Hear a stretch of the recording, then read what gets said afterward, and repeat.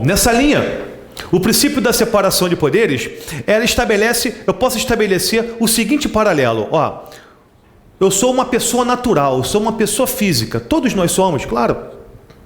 E temos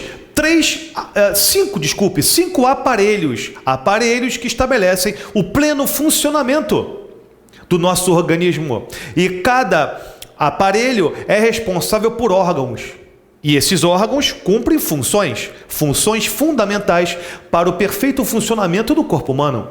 Ora, é o aparelho digestório, o aparelho circulatório, o aparelho respiratório, reprodutor e etc. E mais um, né? Temos aqui, no Estado brasileiro, 3 aparelhos. O aparelho judiciário, o aparelho legislativo e o aparelho executivo. Cada aparelho desempenha uma função relevante. Ó, 3 aparelhos, judiciário, executivo e legislativo. Cada aparelho com uma função predominante. A função predominante do aparelho executivo é a função administrativa. A função predominante, precípua, do aparelho judiciário é a função jurisdicional, a de dirimir conflitos. E a função predominante do poder legislativo é a função normativa. Então temos funções que são próprias, que representam a essência desses poderes, são chamadas de funções próprias ou típicas. Isto é o judiciário julgar, é o legislativo legislar, é o executivo administrar. No entanto, por contribuição de John Locke,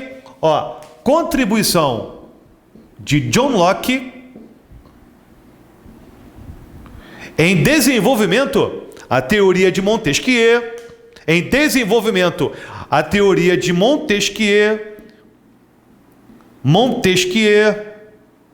que é aquele quem sistematizou a tripartição de poderes.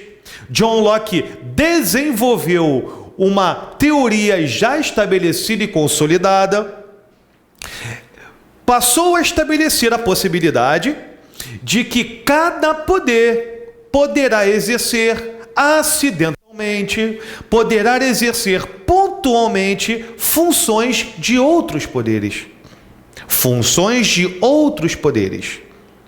Imagine o seguinte,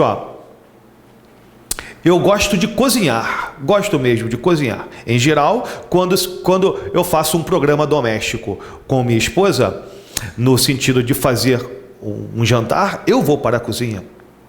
E nesse caso, ela vai lavar a louça. Quando imaginamos algo para fazer em casa, no sentido de comermos em casa, eu faço a comida, ela lava a louça. Agora, nada impede que ela possa fazer uma receita que ela acha que faça bacana. E eu, nesse momento, vou lavar a louça. Isto é, cada um exerce uma função predominante, mas o fato de exercer uma função predominante não significa dizer que outrem não possa fazê-lo. Isso é até bom para evitar o automatismo. Isso é fundamental para estabelecer a possibilidade de controle recíproco entre os poderes. Nesse sentido, o Brasil, adotando as 2 teorias, a de Montesquieu, a tripartição dos poderes, e a de Locke, onde prevê a possibilidade de fiscalização recíproca entre os poderes, é que a questão se situa. Isto é, o poder executivo tem como função precípua a administrar.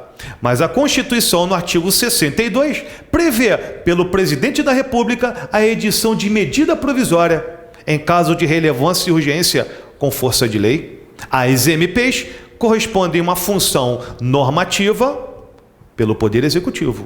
É uma função atípica. Poder Judiciário, por exemplo. Temos um exemplo, um tribunal, o TRT. O TRT é um órgão do Poder Judiciário. Você acha que o TRT só desempenha atividade judicante? Claro que não. Quem for prestar o concurso para o TRT ou qualquer outro tribunal vai ter que ingressar pela via democrática, meritória do concurso público. Nesse caso, o concurso público é uma atividade administrativa desempenhada pelo Poder Judiciário. Mas não é a razão de existir do Judiciário, mas é fundamental também essa atividade. O próprio Judiciário elabora seu regimento interno, o próprio Judiciário prevê o mecanismo de regramento do comportamento e da atividade funcional dos seus integrantes. Então é uma atividade normativa pelo Poder Judiciário.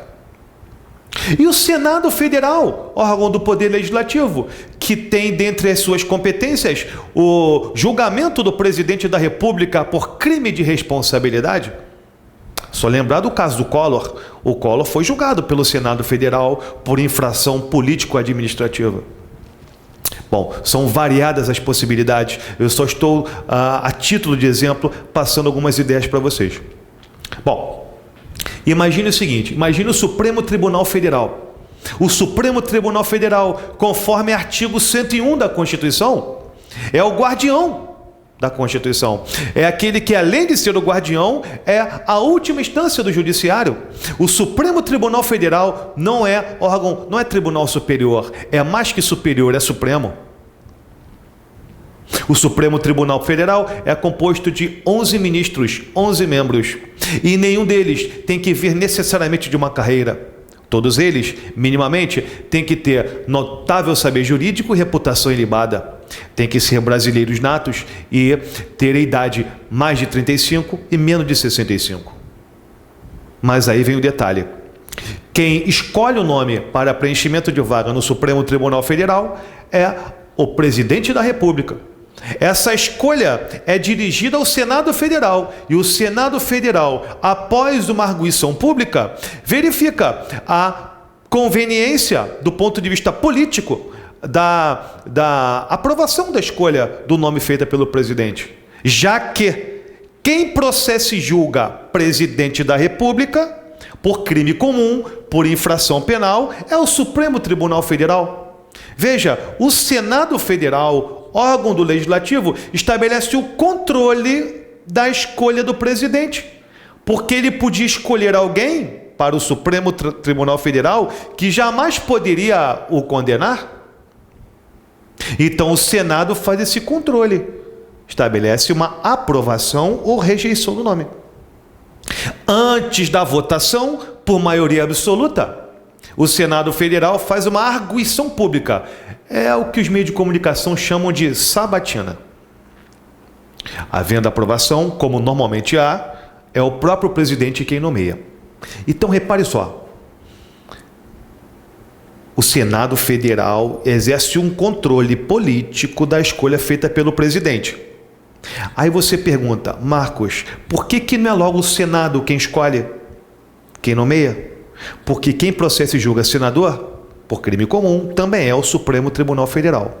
Então, o Executivo é controlado pelo Legislativo. O Legislativo é controlado, nesse ponto, pelo Executivo. E os dois, nesse ponto, controlam o Judiciário. Na verdade, temos aí o exercício manifesto da separação dos poderes na harmonia que o artigo 2º contempla. O artigo 2º contempla que os poderes da União, independentes e harmônicos. Então, quando a Constituição falou que os poderes são independentes, temos aqui Montesquieu. Quando a Constituição falou harmônicos, temos aqui Locke. Essa harmonia entre os poderes que traduz a teoria de Locke e que responde à pergunta estabelecida pela banca em 2012. Vamos lá à questão novamente? Mecanismo pelo qual os ministros do STF são nomeados pelo presidente da República. Após a aprovação da escolha pelo Senado Federal, decorre do princípio da, não há dúvida, separação de poderes. Veja que os ministros do STF são nomeados pelo presidente da República e tem o nome aprovado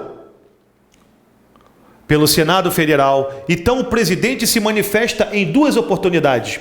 O presidente, ele escolhe, o Senado aprova e o presidente nomeia. O presidente ele só tem um ato formal, que é a nomeação. O ato principal é a escolha, mais a aprovação. E fica com ele o ato formal de nomeá-lo. Então, temos aqui a letra A. Essa, fácil. Tudo bem, pessoal?